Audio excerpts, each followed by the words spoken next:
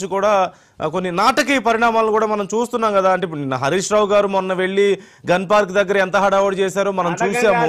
దయచేసి మీరు ఈ పద్ధతిలో నాటకీయ పరిణామాలు నేననేది కొంత డ్రమటైజ్ చేసే ప్రయత్నం నేను చెప్తున్నాను.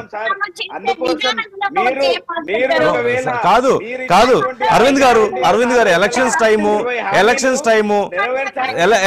టైము ప్రతి రాజకీయ నాయకులు ఎంతో కొంత హడావుడి చేసే ప్రయత్నం చేస్తారు. మొన్న హరీష్ రావు గారు గన్ పార్క్ దగ్గరికి వెళ్ళి ఎంత హడావుడి చేశారో మనం చూసాము. తప్పని మేమేం చెప్పట్లేదు, కాకపోతే కొంత సెన్సేషన్ చేసే ప్రయత్నం అని చెప్తున్నాం.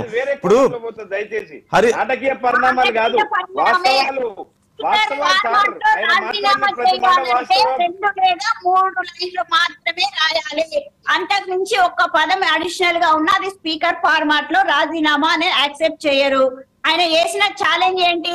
2 లక్షల రుణమాఫీ విషయంలో ఛాలెంజ్ చేసిండు. ముఖ్యమంత్రి గారు ఆ ఛాలెంజ్ కు స్వీకరించిండు.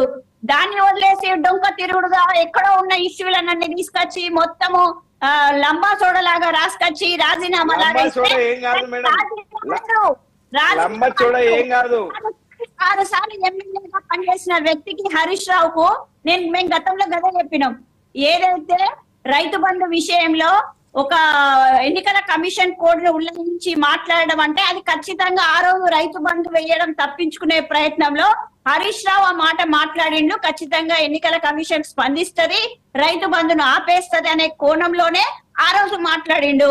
ఈ రోజు కూడా ఏదైతే ఛాలెంజ్ ను స్వీకరించకుండా దాన్ని తిప్పికొట్టే ప్రయత్నంలో అటు తిప్పి స్పీకర్ ఫార్మాట్ లో రాసిన అని చెప్పిన రాజీనామా ఎన్ని లైన్లు ఉందో ఒకసారి మీరే చూడండి. జర్నలిస్ట్ మిత్రులు కూడా చూసిరు కదా, దాన్ని స్పీకర్ ఫార్మాట్ అంటారో లేకపోతే ఏ ఫార్మాట్ అంటారో ఒకసారి చెప్పండి. అరవింద్ గారు